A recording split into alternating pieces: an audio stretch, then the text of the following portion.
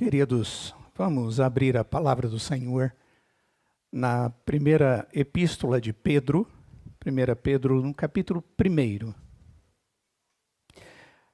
Nós estamos caminhando pela carta de Pedro, essa primeira carta, e começamos no domingo passado, e nós vamos ler agora os dois primeiros versos. 1 Pedro, capítulo 1, versos 1 e 2.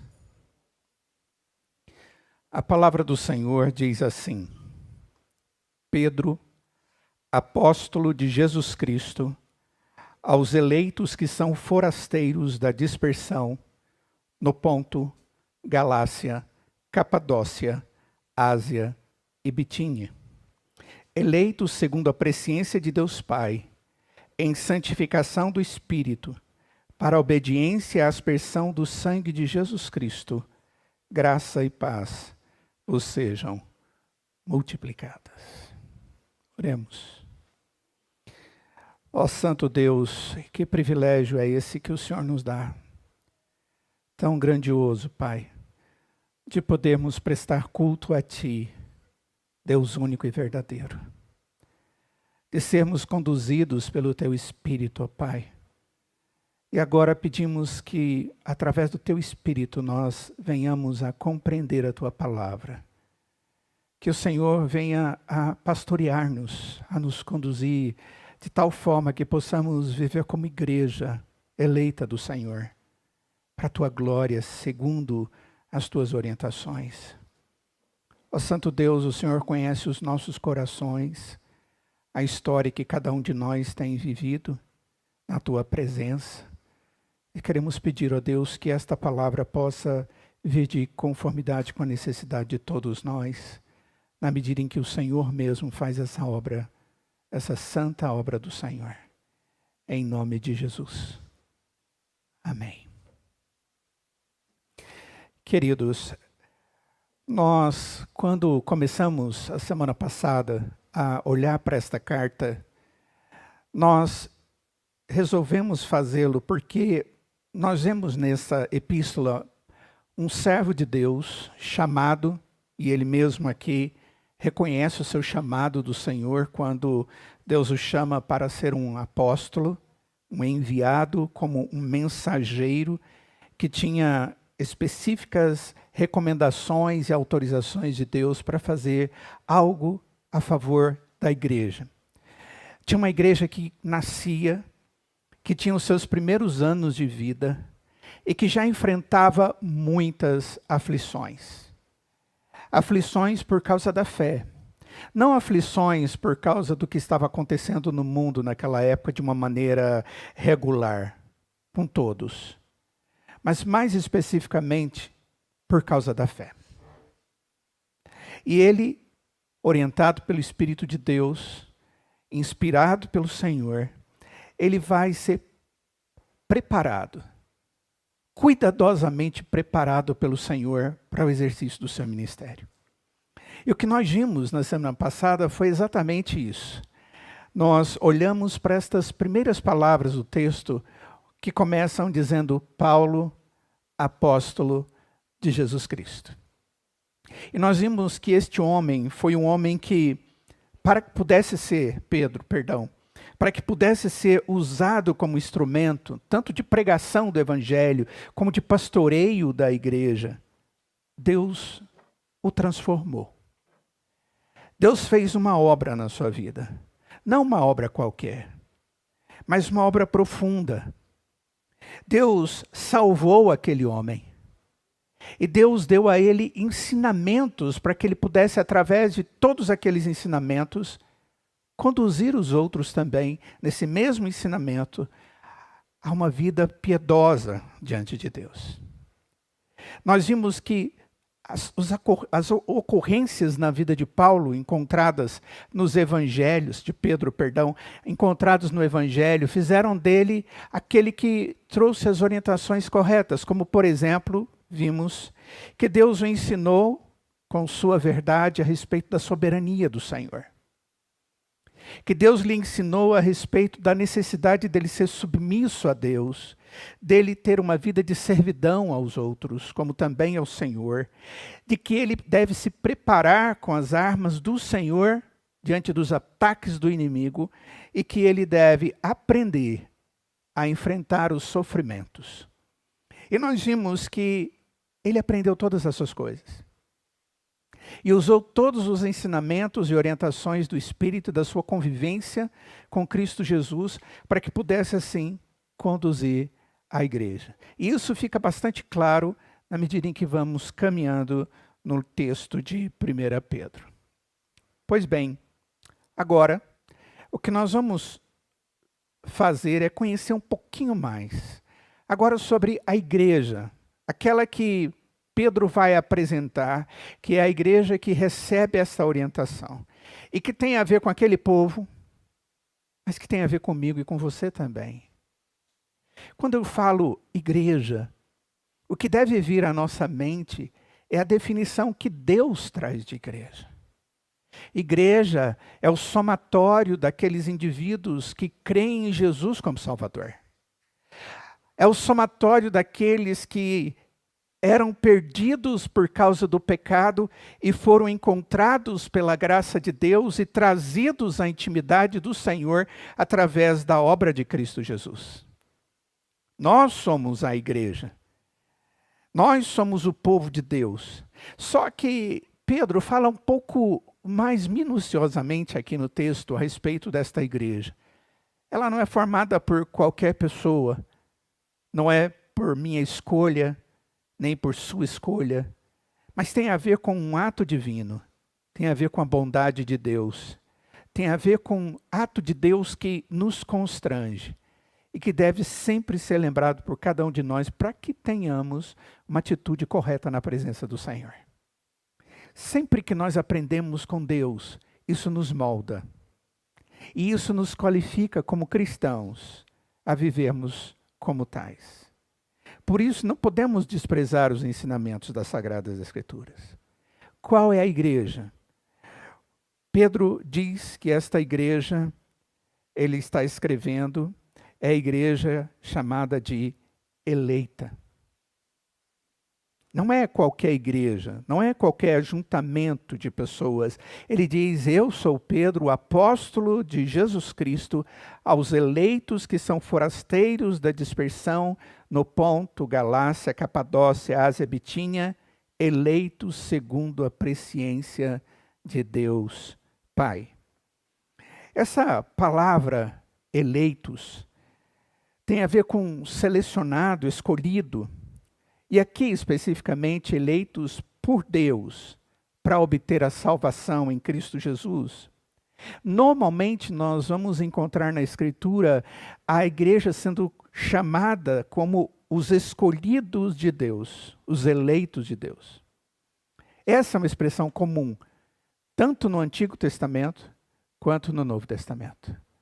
No povo tinha a ver mais com uma raça e agora tem a ver com um povo de todas as línguas, raças, de todos os lugares e todas as nações.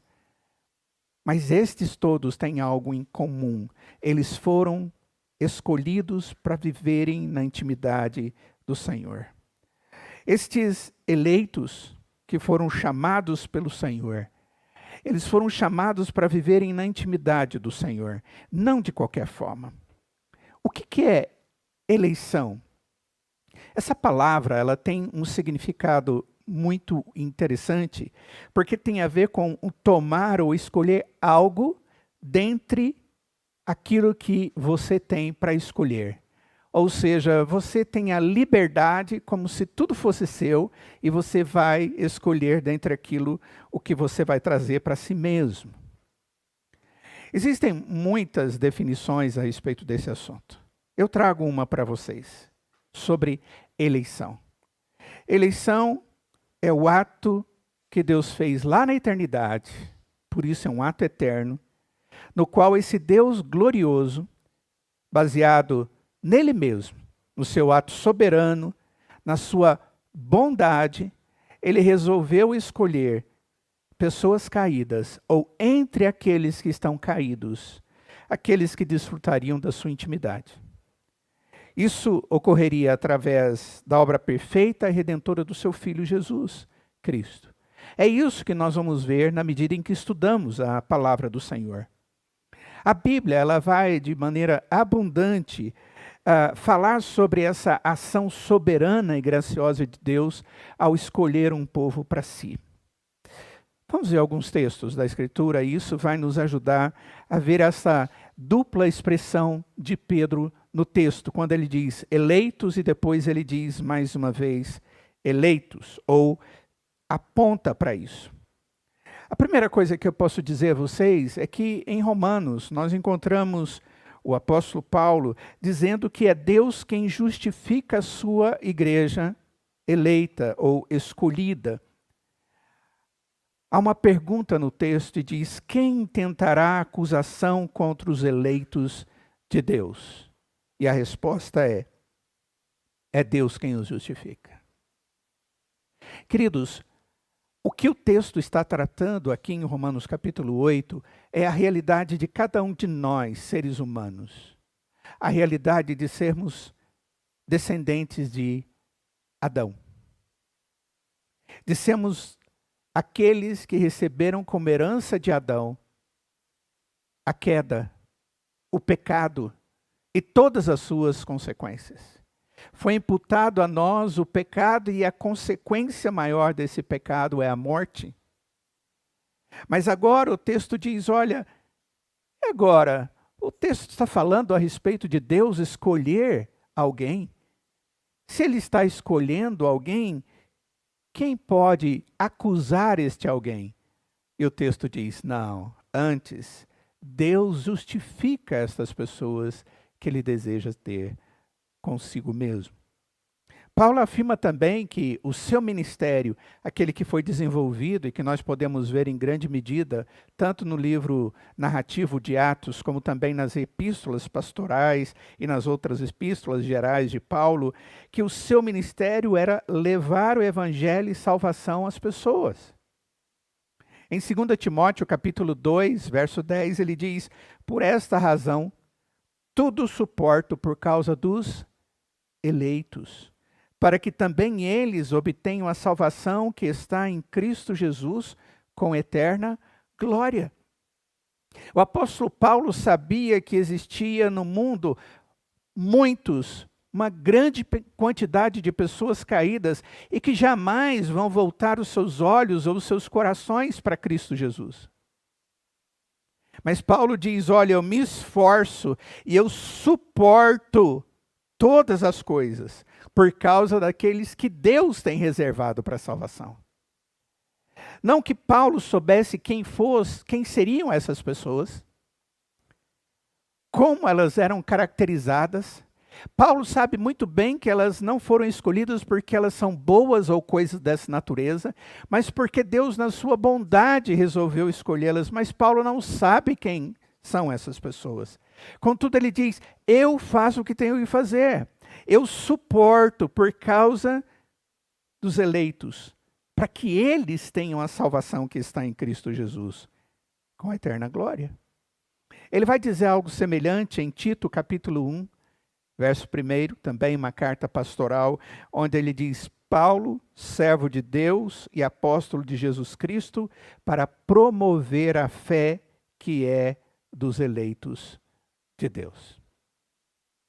Eu não sei quem é, não sei quantos são, nem sei como atingi-los no coração. Deus o sabe, e por causa disso eu proclamo o evangelho. É isso que o apóstolo Paulo está dizendo. Existe um texto da Escritura que diz que muitos são chamados, mas poucos são os escolhidos, os eleitos. Essa é a expressão. A ideia de que nós proclamamos o evangelho, porque Deus mandou que proclamássemos, mas a aplicação eficaz deste evangelho no coração das pessoas ocorre na medida da graça, da bondade, da misericórdia, do amor de Deus em sua soberana atitude. Paulo também afirma que a igreja deve viver mutualmente, ou seja, uns com os outros, com as qualidades que são próprias de um povo eleito e abençoado com o fruto do Espírito.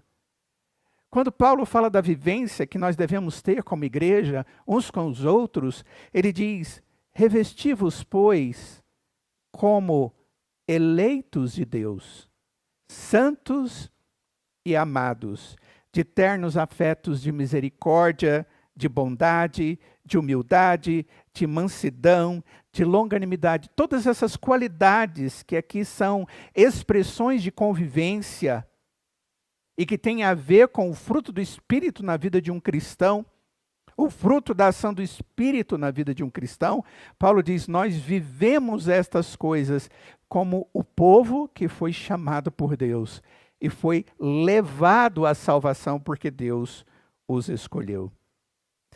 Queridos, diante disso, existe um verso da Escritura que diz que nós devemos reconhecer a nossa eleição. O texto é 1 Tessalonicenses capítulo 1, verso 4, diz: reconhecendo, amados de Deus, a vossa eleição. A pergunta que muitos às vezes fazem aos seus próprios corações é: se é assim, a pessoa salva é aquela que Deus deu a ela essa oportunidade de salvação? Deu a ela a sua graça, e essa graça completamente eficaz o conduziu à salvação?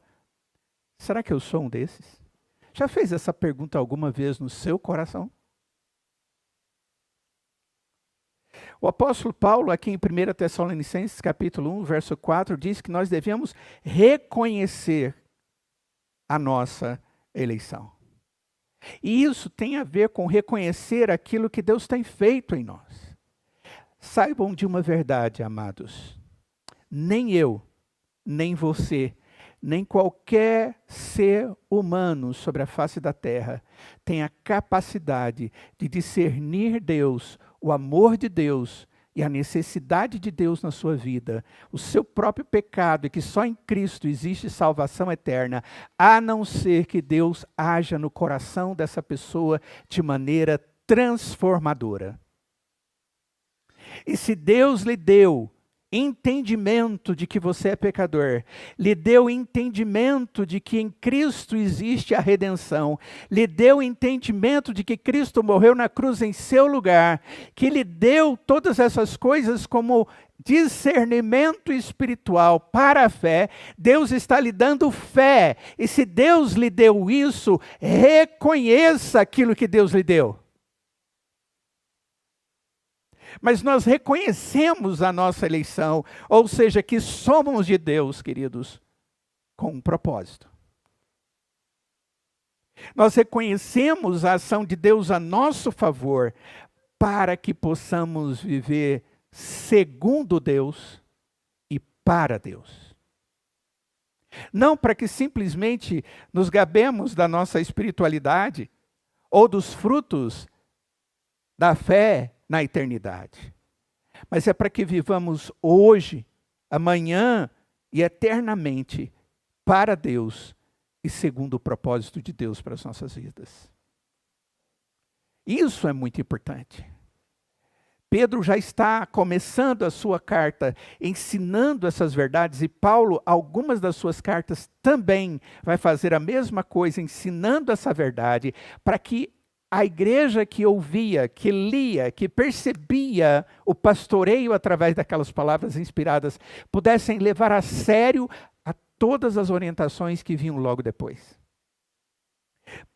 Pedro não estava tratando essas pessoas como incrédulos, estava tratando aquelas pessoas como crentes, como servos do Senhor Jesus, como eleitos de Deus, como aqueles que pelo Espírito Santo de Deus puderam ter fé, que pelo Espírito Santo de Deus puderam conhecer a Deus como seu Salvador. Deus não nos destinou para a ira, diz Paulo em 1 Tessalonicenses 5,9, mas para alcançar a salvação mediante nosso Senhor Jesus Cristo. Você agradece a Deus por ser do Senhor? Isso é muito importante. Esse é um propósito de reconhecermos que somos trazidos à intimidade de Deus por Ele mesmo. Fomos escolhidos por Ele. Em 2 Tessalonicenses 2, verso 13, diz: entretanto, devemos sempre dar graças a Deus por vós, irmãos amados pelo Senhor. Paulo dizendo à igreja: por isso que Deus vos escolheu desde o princípio para a salvação, pela santificação do Espírito e fé na verdade. Nós devemos agradecer a Deus por isso. Querido, se você crê no Senhor Jesus, foi por causa do amor de Deus por você. E foi porque Deus te convenceu que Ele te ama. E que toda a obra dele foi feita por você. Por amor a você. Mas o critério que Deus usou para isso é ato soberano. Não tem a ver com a minha qualidade de vida. Não tem a ver com ser bom ou ser ruim. Mas tem a ver com a bondade de Deus. Existem até mesmo afirmações escatológicas claras na Escritura. O próprio Senhor Jesus falou a respeito disso. Ele falou que nos últimos tempos surgirão falsos cristãos e falsos profetas, operando os grandes sinais e prodígios para enganar, se possível, os próprios eleitos.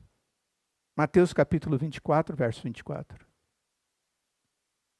O Senhor Jesus também disse, se não tivesse o Senhor abreviado aqueles dias, palavra que tem a ver com o futuro, e ninguém se salvaria, mas por causa dos eleitos que ele escolheu, abreviou tais dias.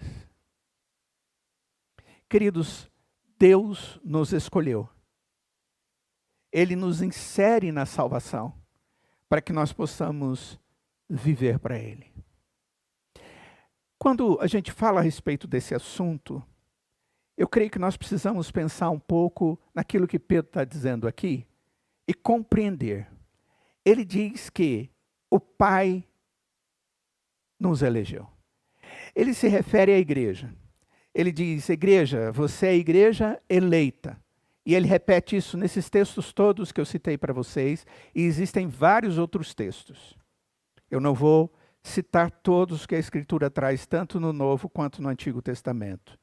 Mas uma coisa que ele deixa claro aqui no texto é que o Pai nos elegeu, se referindo à primeira pessoa da Trindade. Ele diz que Deus fez isso segundo a presciência. O texto diz assim: segundo a presciência de Deus Pai. Essa expressão, segundo, a expressão é kata, significa de acordo com, ou através de.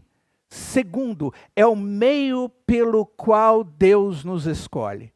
E o texto diz que Deus faz isso através da sua presciência. Essa palavra, presciência, significa pré-conhecimento. Prognóstico para alguns. Conhecimento anterior. É uma ação de Deus que existe baseado no conhecimento que Ele tem por causa da sua própria deliberação. Amados, Deus escolheu sua igreja antes da fundação do mundo. É isso que a Escritura diz. Antes de Deus criar todas as coisas, Ele já havia determinado toda a sua existência. E aí Ele começa a fazer com que todas as coisas ocorram segundo o conselho da sua vontade, diz a palavra do Senhor. Em Efésios capítulo 1, o apóstolo Paulo, no verso 4, diz que Deus nos escolheu nele antes da fundação do mundo para sermos santos e irrepreensíveis perante Ele.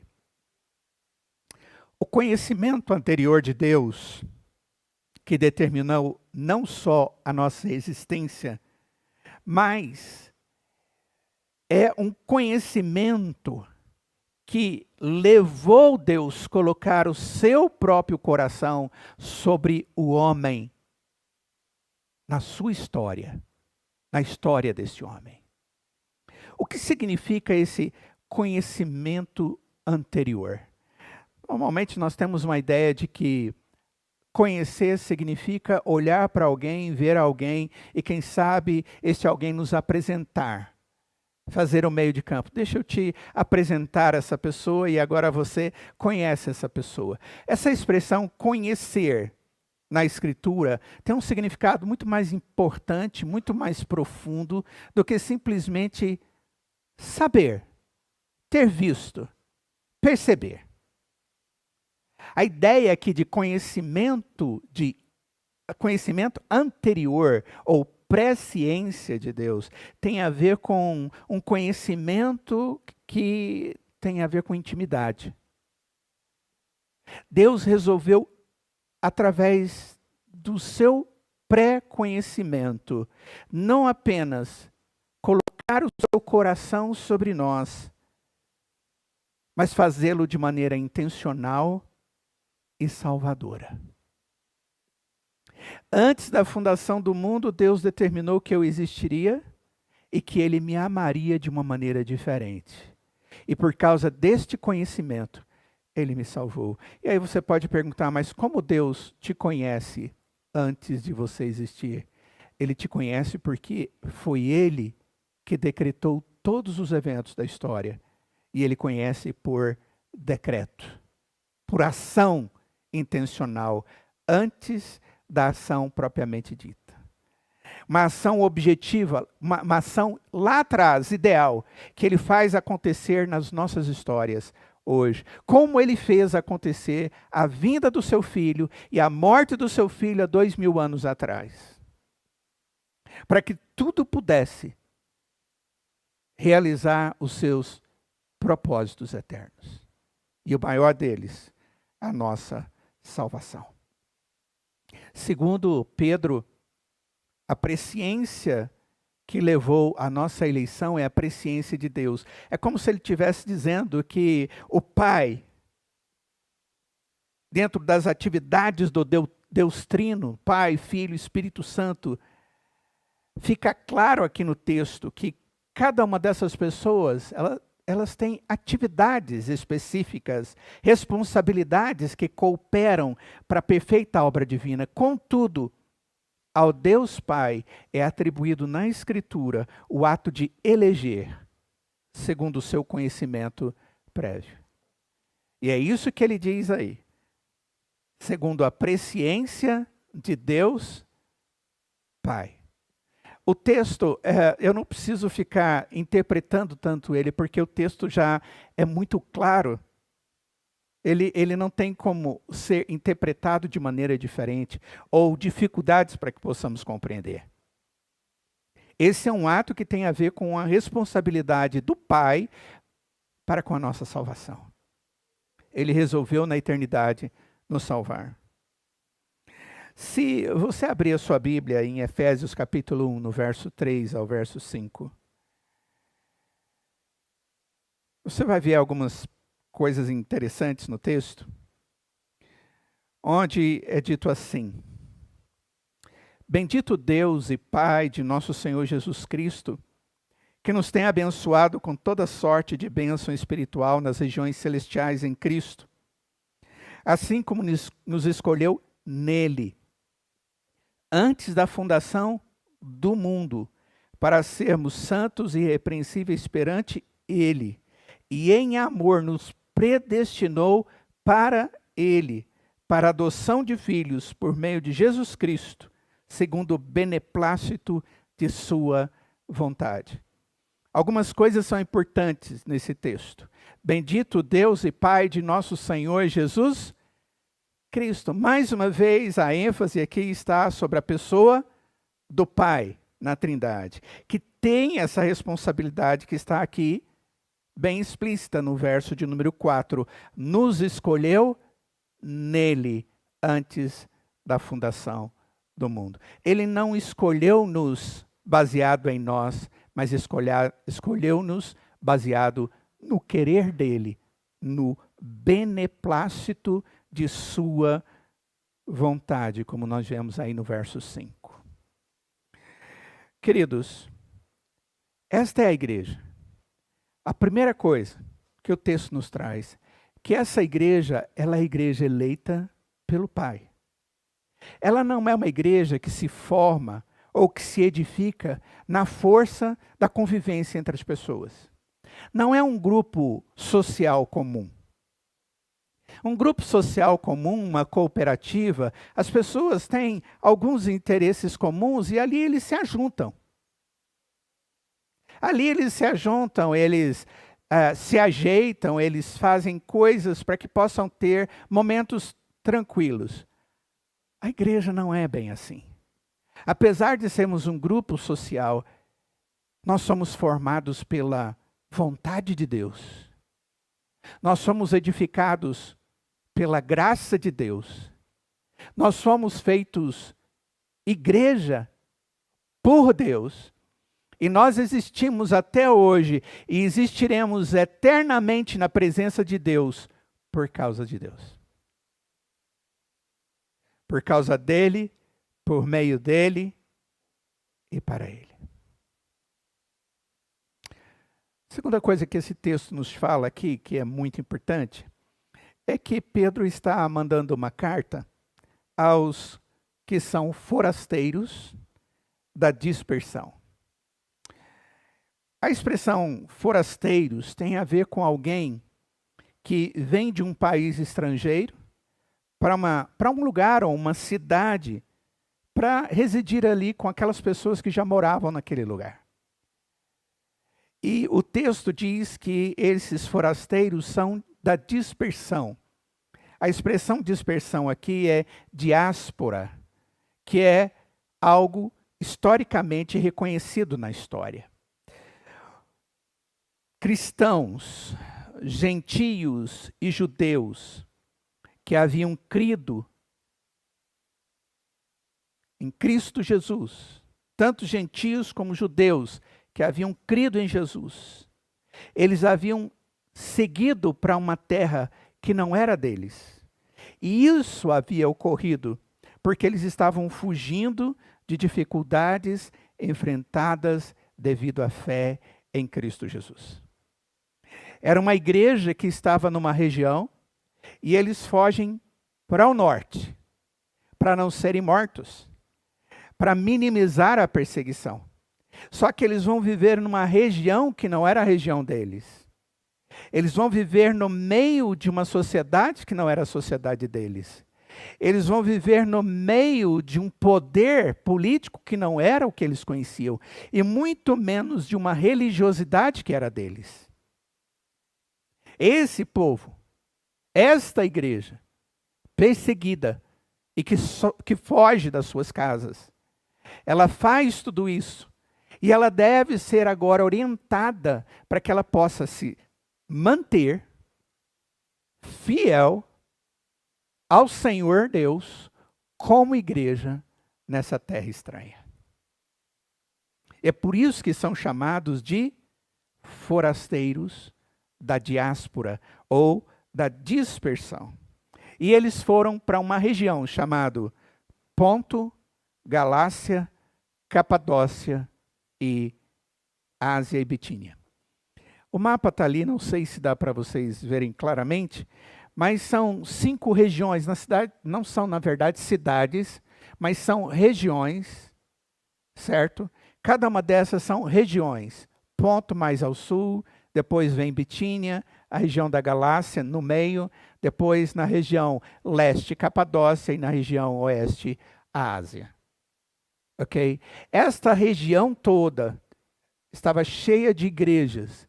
Boa parte delas haviam sido fundadas pelo apóstolo Paulo e os seus discípulos, como Pedro também. E agora Pedro está escrevendo carta à igreja que está, ou às igrejas locais que estão nesta região, para cuidar delas.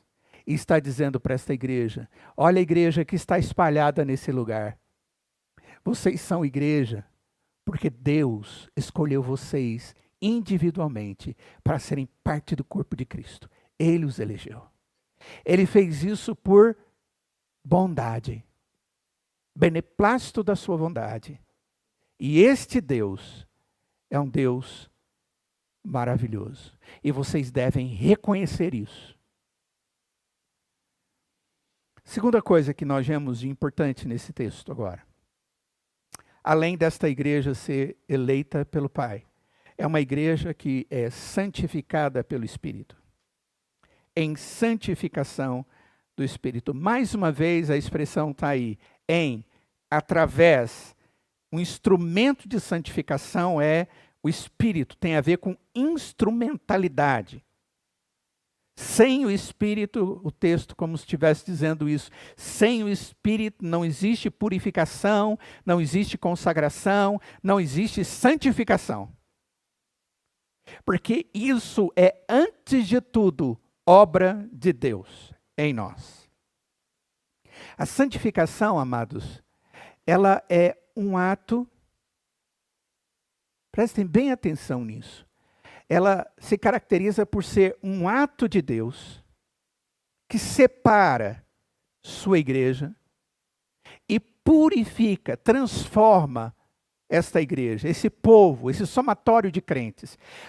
Essa transformação, ela não ocorre de maneira direta no sentido de ser completada imediatamente, mas Deus nos tira realmente do mundo e nos faz agora vivermos na dependência, na proteção, na orientação do Espírito.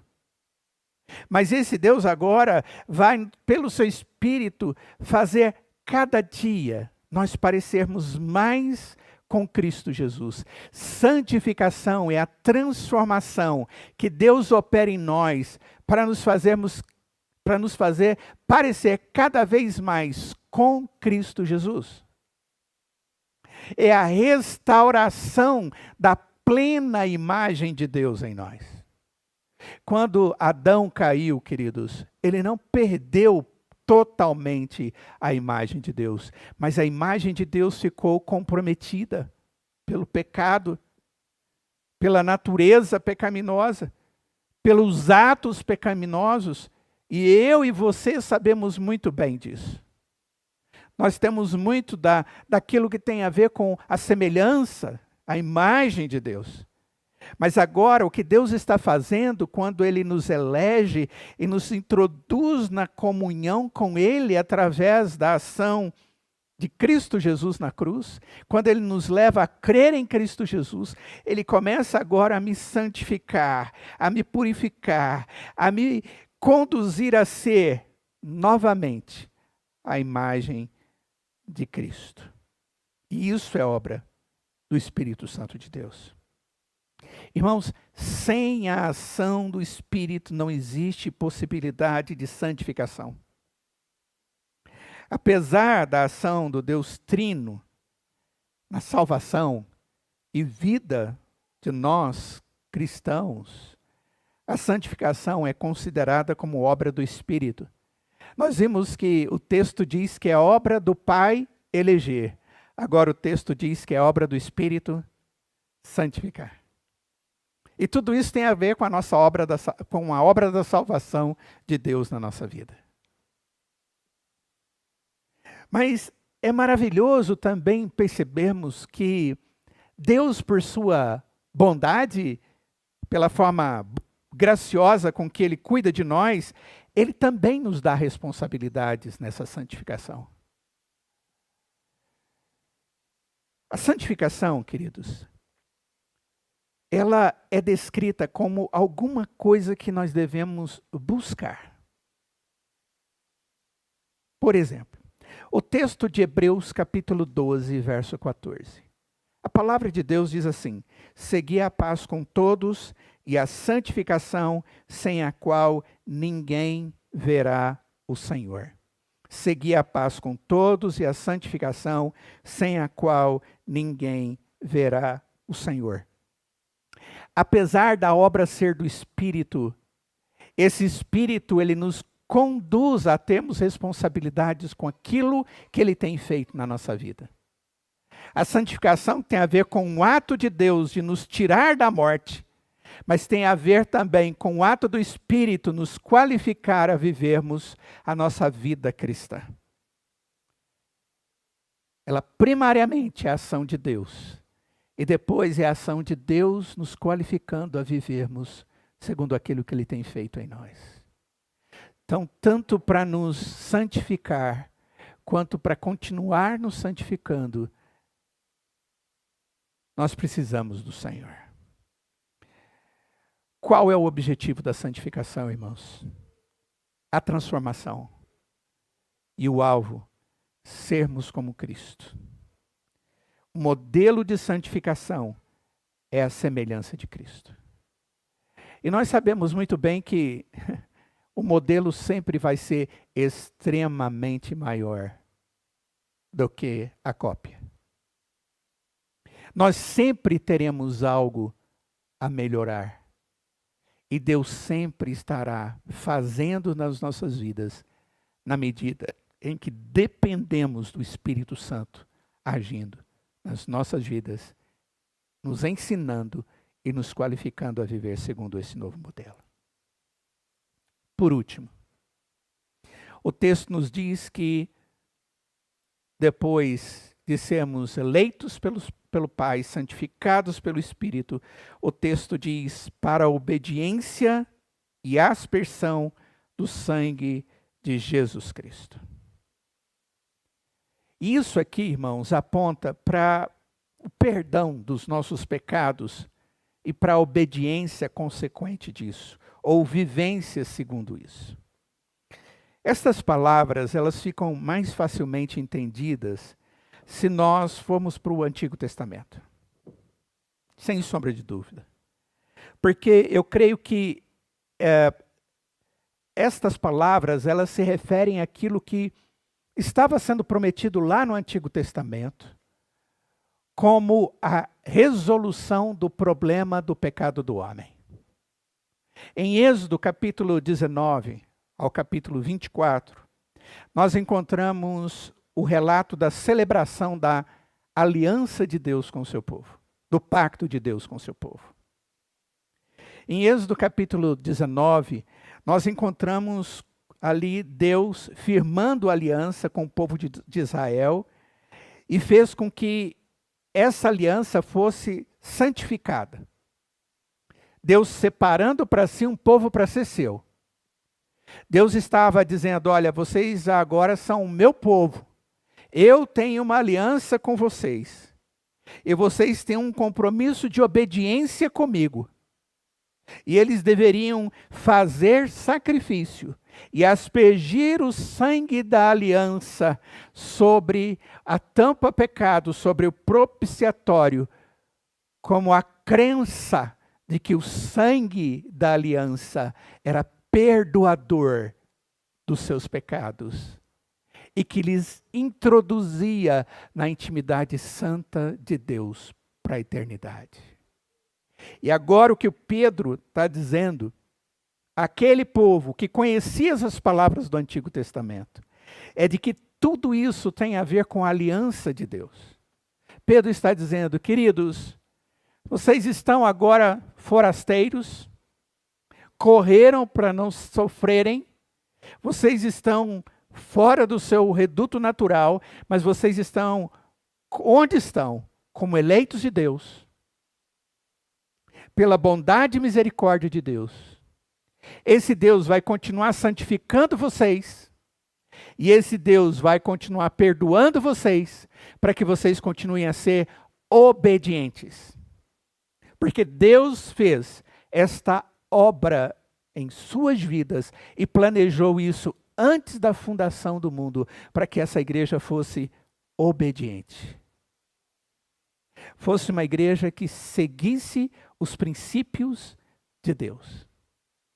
A partir dessas palavras, Pedro vai trazer as orientações para a igreja.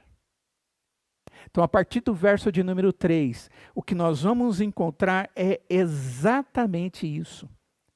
Pedro mostrando a estas pessoas o que Deus tem reservado para elas. Quando Deus mostra através de Pedro, ele diz, olha, o que eu espero é que a graça e a paz de Deus esteja sendo multiplicada sobre as suas vidas. Aí você pensa, puxa, multiplicados é porque existe pouca bênção, graça e paz de Deus? Muito pelo contrário, queridos. Muito pelo contrário. Vocês vão perceber que do verso 3 ao verso 5, ao que nós vamos estudar no nosso próximo estudo, tudo o que Pedro faz vai ser mostrar à igreja particularidades ainda maiores da bondade de Deus para com seu povo. Ele vai fazer com que aqueles irmãos estivessem olhando para tudo de uma forma mais profunda, de uma forma tão profunda que nada pudesse tirar deles a alegria.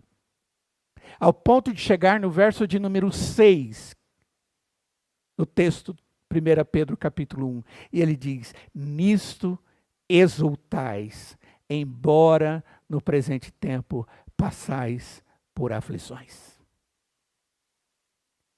As aflições, amados, elas não são e jamais serão suficientes para tirar da igreja eleita, da igreja santificada pelo Espírito, perdoada pelo sangue de Cristo.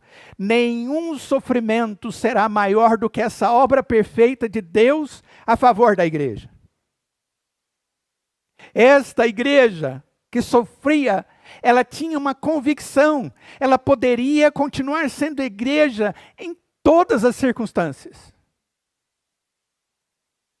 Sendo assim, irmãos, seja quais as circunstâncias que você está vivendo hoje, ou que nós estejamos vivendo, a nível de contexto de mundo complicado como o nosso, e cada um de nós tem complicações pessoais, familiares, de saúde, de pandemia, de espiritualidade, de falta de espiritualidade, de amor, de ausência de amor, de alegria, de tristeza. Seja qual for a sua realidade, lembre-se que a obra que Deus fez é obra perfeita. E Ele não vai deixar de fazer. E nós precisamos ter em nós uma convicção. Nós temos que esperar que Deus continue a multiplicar a sua graça e a sua paz sobre nós. A ideia, irmãos, é de Deus continuar derramando da sua bondade, da sua misericórdia, exercendo sua santa influência sobre as nossas almas, voltando-nos para Cristo, fortalecendo-nos, fazendo-nos crescer na fé cristã, nos nossos sentimentos e afeições de uns para com os outros, despertando as virtudes cristãs em cada um de nós. Isso é graça. E quando Deus age com graça, Ele promove tudo isso em nós e através de nós. Sabendo que a paz que deve ser multiplicada e é multiplicada nas nossas vidas, não significa ausência de dificuldades, irmãos. Ou ausência de guerras. Mas no cristianismo, a paz significa um estado de tranquilidade da alma, que tem certeza de uma salvação através de Cristo Jesus, que foi assegurada desde a eternidade, que foi cumprida na cruz, que foi aplicada na minha vida quando o Espírito de Deus me deu o entendimento do amor de Deus em Cristo, e através do Espírito eu criei nele. E por esta razão, nada me leva a temer. Eu estou contente, eu estou tranquilo com qualquer porção que Deus me der. Porque isso é o que Deus tem para mim. E isso é mais do que tudo. Quando nós perdemos a noção disso, irmãos, nós estamos negligenciando o resto que Deus já fez. Quando Pedro diz graça e paz vos sejam multiplicadas, ele não está dizendo que Deus não lhes deu estas coisas ainda. Mas o que ele está dizendo é que o mesmo Deus que já fez tudo vai fazer com que tudo isso tenha significado sobre a nossa vida hoje e eternamente. Vamos orar. Vamos ficar de pé. Ó Santo Deus de glória,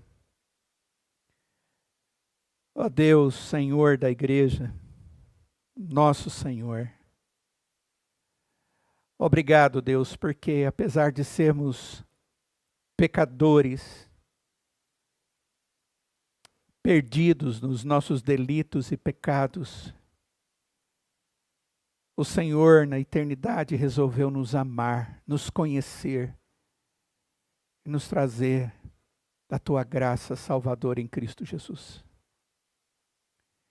Nós te louvamos porque o Senhor nos deu os olhos da alma, a verdadeira compreensão de que somos pecadores, mas que através de Cristo e da fé nele nós somos salvos. Obrigado, Deus, por esta salvação.